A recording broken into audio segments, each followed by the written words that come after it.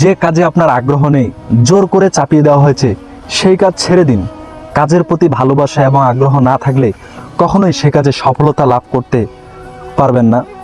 অস্পষ্টতা ভরা দূরের কিছুর চেয়ে কাছের স্পষ্ট কিছু দেখাই আমাদের দরকার।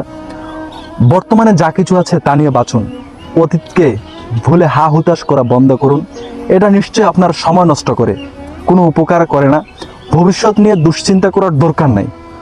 বর্তমানে আপনি যে কাজ করছেন সেটাই আপনার ভবিষ্যৎ গড়ে দিবে।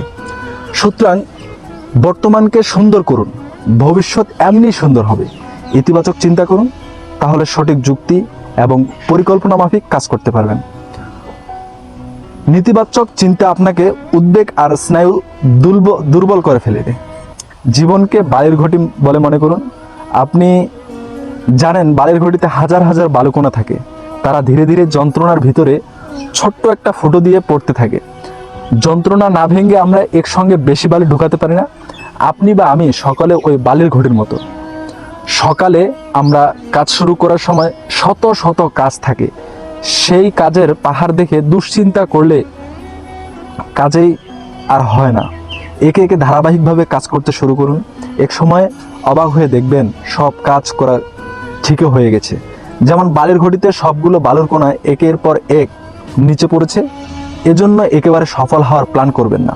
প্ল্যানকে অনেকগুলো ধারাবাহিক কাজে ভাগ করুন, তারপর ক্রমান্বয়ে সেই কাজে শুরু করুন। সফলতা এভাবে আসে, একবারে কখনোই আসে না। আপনি যদি ডিপ্রেশনে থাকেন, ভেবে দেখেন ওই অতীত নিয়ে হা হুতাশ আর ভবিষ্যৎ নিয়ে দুশ্চিন্তা আপনাকে কাবু করে ফেলছে, আপনার জীবনকে হতাশাগ্রস্ত করছে। এসব কিছু বলাই হচ্ছে আমাকে একজন অ্যাডভাইস করেছে, তাই আপনাদের মাঝেও শেয়ার করলাম। কেমন হয়েছে মন্তব্য করে জানাবেন নিশ্চয়ই।